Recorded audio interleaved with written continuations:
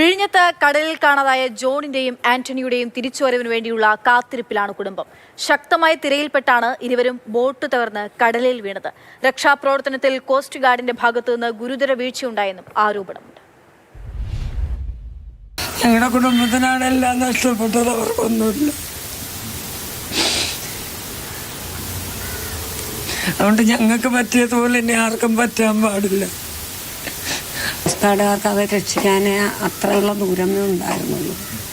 രണ്ടുപേർ കരയ്ക്ക് വന്നവർ പറഞ്ഞതാണ്, കെഞ്ചി അവരുടെ കാല് പിടിച്ചിട്ട് ബോർഡിറക്കി അയാളെ രക്ഷിക്കാനൊന്നും അവർക്ക് പറ്റൂല എന്നവർ അടിയും പിടിച്ചു.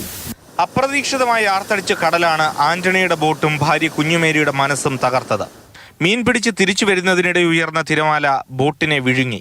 അപകടത്തിലായി എന്ന് മനസ്സിലായതോടെ ക്ലീറ്റസ് കടലിൽ ചാടി നീന്തി കരയ്ക്ക് കയറി. ചാടി ആ കല്ലിന് തട്ടാറായപ്പോൾ ഞാനും ചാടി. ഇതിൽ ഒരാളിവിടെ ഉണ്ടായിരുന്നു, കൂടെ ഉണ്ടായിരുന്ന നമ്മുടെ ചേട്ടച്ചാര്.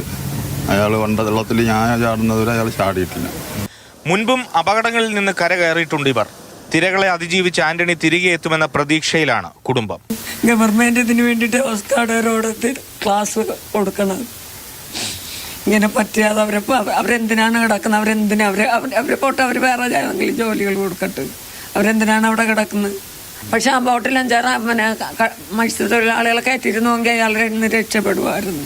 ആന്റണി ഇന്ന് വീട്ടിലുണ്ടായിരുന്നുവെങ്കിൽ ഈ ദേവാലയത്തിലേക്ക് പ്രാർത്ഥനയ്ക്ക് വേണ്ടി എത്തുമായിരുന്നു.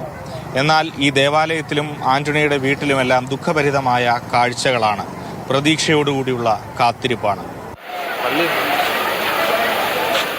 പുല്ലുവിള സ്വദേശി എം ജോണിനെയും വിഴിഞ്ഞത്തു നിന്നാണ് കാണാതായത്. ബോട്ടുകൾ തകർന്ന വിവരവും സ്ഥലവും കോസ്റ്റ് ഗാർഡിനെ കൃത്യമായി അറിയിച്ചെങ്കിലും സമയബന്ധിതമായ ഇടപെടൽ ഉണ്ടായില്ലെന്നാണ് ഉയരുന്ന പരാതി.